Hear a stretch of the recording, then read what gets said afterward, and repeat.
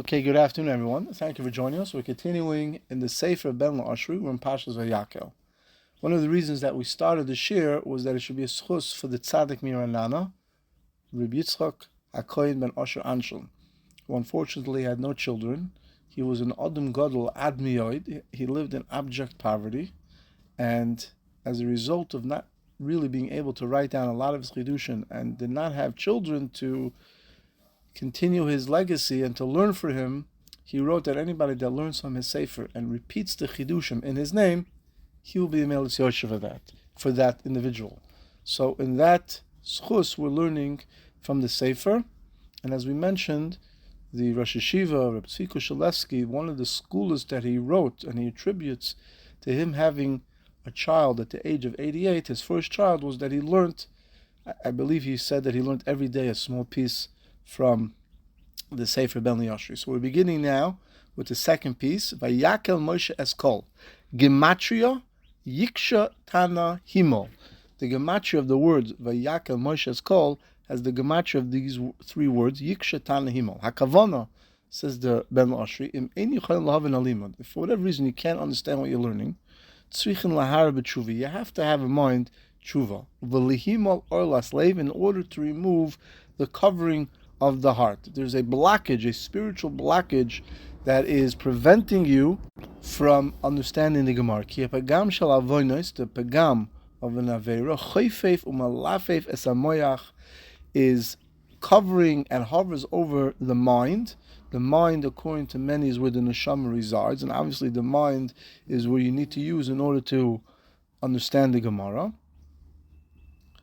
By divrei, which is the will of HaKadosh Baruch Hu, right? There's obviously a blockage, a separation, right? That's why we know that sometimes when a person has an aliyah, he has a geshmak, a Shabbos, and a Yom Tov, right? He's very inspired from a shir, or after Elul and the Yom Naram, it's much easier for him to learn. There's a tremendous amount of tshuva and tahara that he had put upon himself, and that helps the individual to learn. So that, says the Ben La'ashri, is hinted in the words Yiksha. When it becomes hard, Tana, the Gemara, Himol, you should do a bris milah. Now, obviously, we're not doing a bris milah because you already have a bris milah, but it means a bris on the Orlas Alev, and that's done through tshuva. Valkein Adas Bnei Yisrael. So too, the words Adas Bnei Yisrael has the same gematria, Yoven Ad L'Sheres. Hainu Ha'ikr V'Tachlis Alimut is to understand it. The next piece is Vayakhel. The word Vayakhel is gematria mikvah. It's very interesting. The word Vayakhel is the same gematria as mikvah. Adas Bnei Yisrael. The words Adas Bnei Yisrael has the Rosh Tevis Beis Yud Ayin, which is Bia. Now, Bia is a Kabbalistic terminology, as we can explain a little bit. The tzaddik hashomer bris kodesh, the tzaddik who watches his bris. The loimiter is saying lakdosha b'tahara, and in addition learns Torah b'kedusha b'tahara, which is going to the mikvah, helps a person with kedusha and tahara. Through that combination of learning Torah b'kedusha b'tahara and his shomer's bris, mashpia HaKadosh Baruch Hu kol tuv l'ho'ilamas. HaKadosh Baruch Hu is mashpia, all the good to all the worlds. Lanu u'lechol b'nei Yisrael, to us and to all the worlds. Now, it is a very important thing to understand, when HaKadosh Baruch Hu is mashpia, shefa, to all the worlds, that has a cascading effect and helps all the olamas, not just those olamas.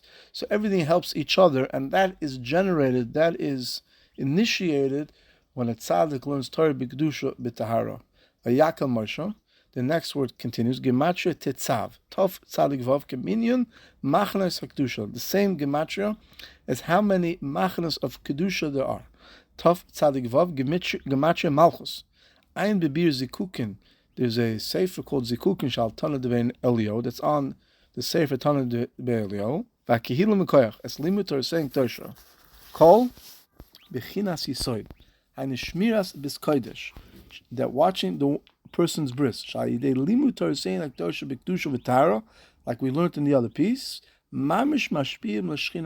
actually has a direct hashpa on the Shechina. Now, obviously, we have no effect on the Shechina, but HaKadosh Baruch Hu made it in a way that when we learn Torah b'kedusha b'tahara, we're able to generate a reaction from the Shechina. Adas Bnei Yisrael, from the words Adas Bnei Yisrael, gematria elef oiz, ka'amrim zal, b'pnei mat nos netor Yisrael, because they're stubborn. They never give up. They continue to learn no matter what the situation is, right?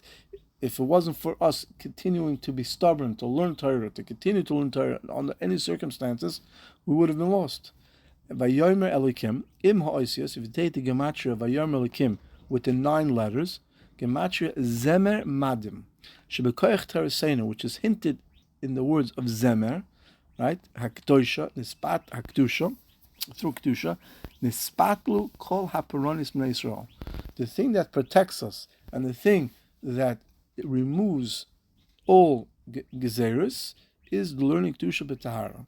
And by learning that, V'nitar ha'aver mishlitas mazel madim, you purify the ear from the dominion of a mazel called madim. Now, for those that know, the Hasidim don't eat from a certain time on Friday night. I believe it's 6 to 7. That's because the mazel of madim is at that time. When a person learns Torah, again, each kefi min hagoseinu, right? Everybody does according to the minhag. But in general, when the mazel of madim is elevated because of our averis, it brings din to the world. When we learn Torah, we remove the koyach of that mazel. We purify the world. We are matik the din. We sweeten the judgments, and automatically says the Ben Arshri that removes this mazel. There's a similar piece from the Chasam Sofer that says when we learn Torah, we purify the ear, because what's coming out of us is the neshama, the breath from the neshama. When it's kedusha, so that impacts the avir. So too with the tefillas, right? Everybody knows the famous story of the Baal Shem Tov. He came to his shul and he said, I see all the tefillas of the people here are stuck on the roof. What does it mean, stuck on the roof? Yeah, because when we daven, we create obviously malachim from our breath, and that affects the world. We're going to skip the next piece. Now we're going to the piece Le'sevaru Eish B'chol Moshe Seichem B'yoyim HaShabbos. The word gematria is v'terem l'Shabbos, losho, before Shabbos to tshuva. Tehillim included is also the word gematria Tehillim be'emes sholem. So when you take the pasuk Le'sevaru Eish B'chol Moshe Seichem B'yoyim HaShabbos, it comes out the gematria of all these words. And the Ben Lash is going to tie it in beautifully in this chiddush. Hakavono, api masha kasavna b'sar magdoshim. There's a famous sefer called Sidur Shel Shabbos, which discusses all the great inyanim of Shabbos. The Erev Shabbos Kodesh is man tshuva al masha pagam b'chol shua. One of the things that Erev Shabbos is created, one of the things that we could do in Erev Shabbos is we do tshuva on what we were paying the whole week. V'shuv lo yeh beklal l'rasha Elokim am Elokim malachol esaper chuki. And if you do that, you will no longer be in the category of the statement that Hashem says to Rasha. What do you have to do over here? The Vayakhel b'Shabbos Kodesh lilmoy Teresein l'Tosha sh'nik remes. And now on Shabbos, if you learn Torah, Shabbos was made to learn Torah, which is called emes. That's one of the words that the Ben Ashri says comes out of the pasuk Le'sevaru Eish B'chol Moshe Seichem. So you can learn Torah. U'lepshutei am she'enim yadin l'moy. And now people who can't learn, they still have an obligation to be busy learning. So Yomer Tehillim. David HaMelech requested, he davened to Hashem, that a person learns Torah should be considered like he's learning Negoim and Ahalas, two of the very most complicated sugyas in Shas. And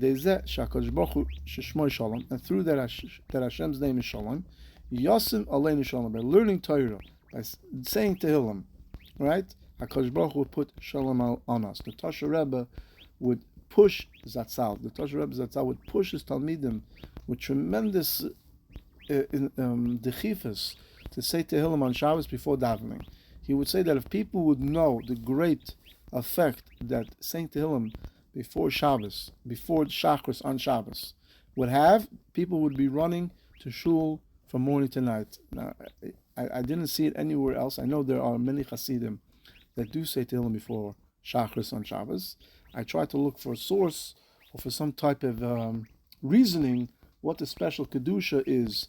I know that the Ribnitzer Rebbe was very makpid on saying Tehillim before Shabbos, and he was very makpid in the way he said Tehillim. If he would have any distraction from saying Tehillim, he would start all over again. He would say Tehillim completely focused on saying Tehillim from beginning to end with no distraction. If he had felt that he was distracted, even for a moment, he would start again. Again, that's the avoid of the great tzaddikim. But for us, there's a big Indian to say Tehillim on Shabbos, befrat, if you can, before Shachris. That person should cheshbon how long it takes to him to say to Tehillim, or takes for her to say Tehillim, I should try to do it before Shachris on Shabbos. Lo yiralanu shum rach asishchom chol shvuah v'yoshienu takef, and He will save us. Amen. Kein yiratzon. One more piece. K'chu meitchem truma l'Hashem kol nediv libo yivia as trumas Hashem. The Ben Lashri is medaik in the slight change of the word. First it says truma la Hashem, and then it says trumas Hashem. Which one is it? So why the change? So the Ben Lashri is going to tell us there's two levels of giving truma.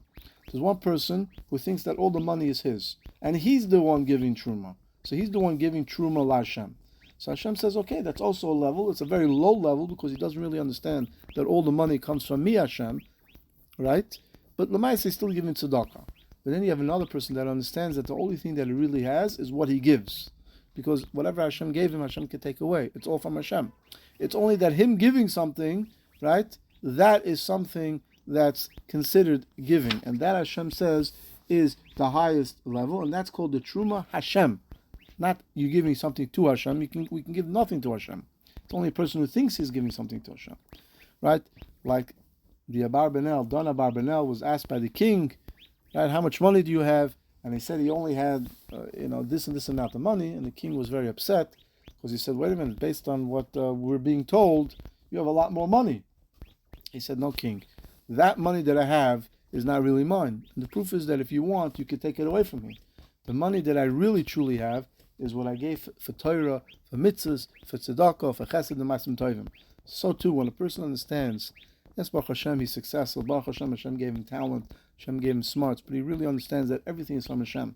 And the only thing that he really has is what he gives. That is the highest level. That's called Truma Hashem. May the learning of the Ben La'ashri be schus for all of us, for himself, and we should continue to be Zaycha, to be Mala and Mala in the Torah HaKadoshah.